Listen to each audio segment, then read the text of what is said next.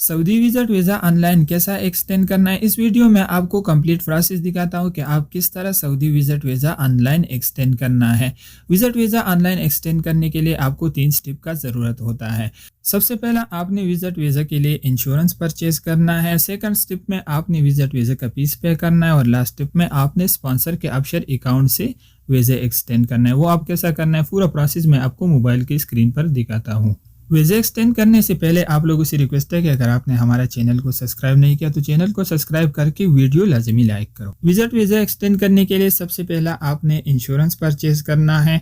3 महीने का तकरीबन 20 रियाल बनता है। अगर आपको इससे सस्ता इंश्योरेंस का नॉलेज है तो आपने लाजमी कमेंट में मेंशन करना है। ये पूरा प्रोसेस आपने तब करना है जब आपके वीज़ा में टाइम 7 दिन से कम हो जाए। अगर आपके वीज़ा में टाइम 7 दिन से ज़्यादा है तो फिर आपका वीज़ा एक्सटेंड नहीं होगा, फिर आपको इंतज़ार करना पड़ेगा 7 दिन से कम हो जाए टाइम, उसके बाद फिर आपने ये पूरा प्रोसेस करना है।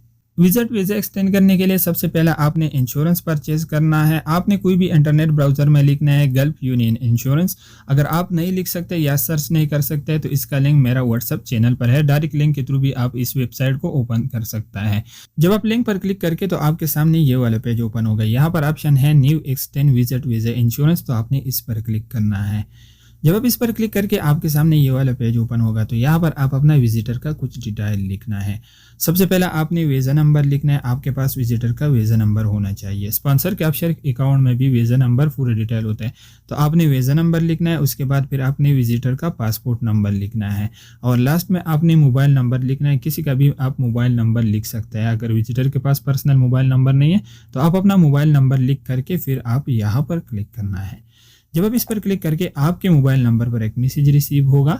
मैसेज में 6 डिजिट का यानी 6 अंक का वेरिफिकेशन कोड है, तो यहाँ पर आप अपना वेरिफिकेशन कोड लिखना है। जिस नंबर आपने यहाँ पर लिख दिया मोबाइल नंबर, वही नंबर पर आपको मैसेज रिसीव होगा। तो मैं थोड़ा वेट करता हूँ।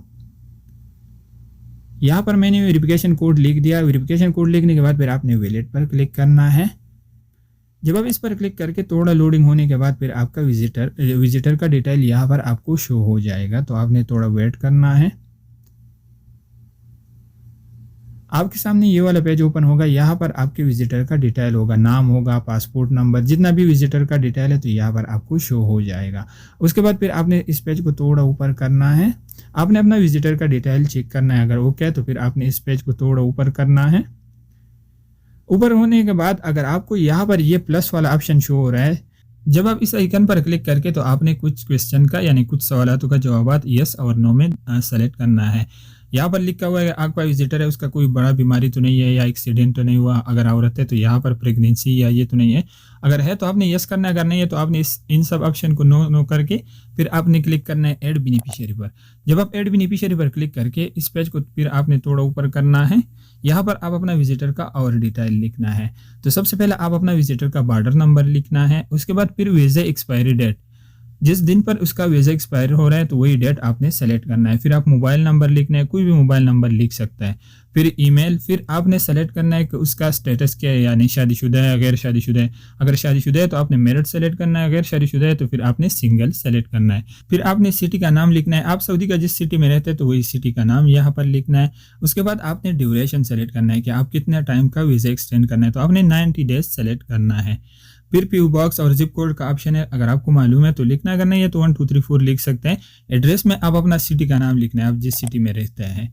उसके बाद फिर आपने सबमिट पर क्लिक करना है। जब आप सबमिट पर क्लिक करके तो आपके सामने ये वाला पेज ओपन हो जाएगा। यहाँ पर आपने चेकआउट पर क्लिक करना है। आपको फीस भी शो होगा, तकरीबन 20 रियाल है। अगर आपका पहले से अकाउंट है तो आपने लॉग इन करना है, अगर नहीं है तो आपने क्लिक करना है क्रिएट न्यू अकाउंट पर। फिर यहाँ पर आप अपना नाम लिखना है, मोबाइल नंबर, ईमेल, पासवर्ड और कंफर्म पासवर्ड। आप अपना मर्जी का कोई भी पासवर्ड लिख सकते हैं। फिर यहाँ पर आपने टिक मार्क करना है लास्ट में।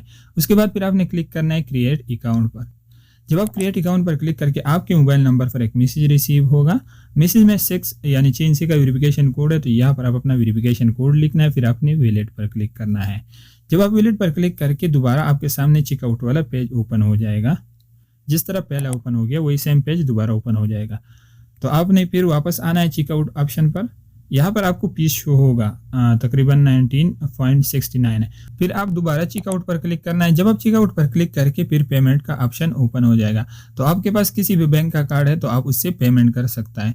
मैं STC पे यानी STC बैंक का कार्ड है मेरे पास, तो मैं उससे पेमेंट करता हूँ। अगर आपके पास मसलन बैंक का कार्ड नहीं है तो आप डिजिटल कार्ड से भी पेमेंट कर सकता है। तो यहाँ पर आप अपना कार्ड का नंबर लिखना है, उसके बाद कार्ड का एक्सपायरी और CVV कोड। CVV कोड आपके कार्ड के बैक साइड पर होता है, 3 डिजिट का होता है। तो आप अपना कंप्लीट डिटेल लिखना है। आपके पास किसी भी बैंक का कार्ड है तो आपने यहाँ पर अपना डिटेल लिखना है। उसके बाद फिर आपने क्लिक करना है पे नाउ पर। जब आप पे नाउ पर क्लिक करके आपके मोबाइल नंबर पर एक मैसेज रिसीव होगा। जिस बैंक का कार्ड आपने यूज़ किया वही बैंक की तरफ से आपके मोबाइल नंबर पर एक मैसेज रिसीव होगा। मैंने STC पे का कार्ड यूज़ किया तो यहाँ पर आपको शो हो रहा है STC पे का ऑप्शन। तो यहाँ पर आप अपना वेरिफिकेशन कोड लिखना है, फिर आपने क्लिक करना है वेरिफिकेशन पर। आपको कोई भी एरर शो हो गया और आपसे पेमेंट कट हो गया तो आपने दोबारा पेमेंट नहीं करना है, फिर आपने इंतजार करना है। तकरीबन 1 दिन भी लग सकता है, 1-2 घंटे में भी एक्टिव हो जाएगा। आप कैसे चेक करना है कि आपका इंश्योरेंस एक्टिव हो गया या नहीं? तो ये वेबसाइट है CHI का। तो आपने ऊपर सर्च बार में इस तरह लिखना है जिस तरह मैंने लिख दिया। फिर आपके सामने ये वाला वेबसाइट, सबसे ऊपर वाला जो वेबसाइट है, ये ओपन हो जाएगा। तो आपने इस पर क्लिक करना है। जब आप इस पर क्लिक करके आपके सामने ये वाला पेज ओपन हो जाएगा तो यहाँ पर लिखा हुआ है आइडेंटिटी नंबर। आइडेंटिटी नंबर सऊदियों के लिए है और रेजिडेंट्स के लिए है जिसके पास इकामा है। तो अगर आप विजिटर है तो आपने ई सर्विस पर क्लिक करना है। जब आप ई सर्विस पर क्लिक करके फिर सेकंड नंबर वाला ऑप्शन है विजिटर और टूरिस्ट का, ये ऑप्शन है। अगर उम्र पर है, आज पर, वो भी अपना इंश्योरेंस चेक करना है तो इस तरीके से आप चेक कर सकते हैं। तो आपने स्टार्ट सर्विस पर क्लिक करना है। जब आप स्टार्ट सर्विस पर क्लिक करके फिर यहाँ पर आपको ऑप्शन देते हैं कि आप पासपोर्ट नंबर पर, बॉर्डर नंबर पर या वीज़ा नंबर पर अपना इंश्योरेंस चेक कर सकता है। मैं आपको रिकमेंड करता हूँ कि आपने बॉर्डर नंबर पर चेक करना है, सही है। तो यहाँ पर आप अपना बॉर्डर नंबर लिखना है, फिर नीचे कैप्चा का ऑप्शन है। तो आपको जो भी कोड शो हो रहा है आप अपना कैप्चा कोड लिखना है। मेरा कैप्चा कोड है 562437। तो आपका जो भी कैप्चा कोड है तो आपने यहाँ पर लिखना है। उसके बाद फिर यहाँ पर एक बॉक्स टाइप का ऑप्शन है तो आपने यहाँ पर क्लिक करके टिक मार्क करना है। जब आप टिक मार्क करके तो ओके का बटन ग्रीन हो जाएगा तो फिर आपने ओके पर क्लिक करना है। जब आप ओके पर क्लिक करके तो आपको रिजल्ट शो हो जाएगा कि आपका इंश्योरेंस एक्टिव हो गया या नहीं। आप देख सकते हैं कि इंश्योरेंस एक्टिव हो गया। गल्फ यूनियन का इंश्योरेंस टाइप भी एक्सटेंशन है और यहाँ पर आपको एक्सपायरी डेट भी शो हो जाएगा। तकरीबन इसमें 1 दिन लगा, आपने इंतज़ार करना है। अगर आपको एरर शो हो गया, ये 1-2 घंटे में भी एक्टिव हो सकता है। इंश्योरेंस एक्टिव होने के बाद फिर आपने पेमेंट करना है। आपके पास कोई भी बैंक अकाउंट है तो आप अपना अकाउंट लॉगिन करना है। मेरे पास है STC बैंक का, मेरे पास अलराजी और ये भी है, मगर उस पर मैंने ऑलरेडी वीडियो बनाया हुआ है। तो आज की वीडियो में आपको तरीका दिखाता हूँ कि आप STC बैंक से कैसा पेमेंट करना है।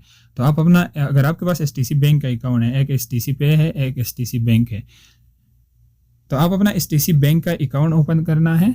ओपन करने के बाद फिर यहाँ पर ऑप्शन है सादा, तो आपने इस पर क्लिक करना है।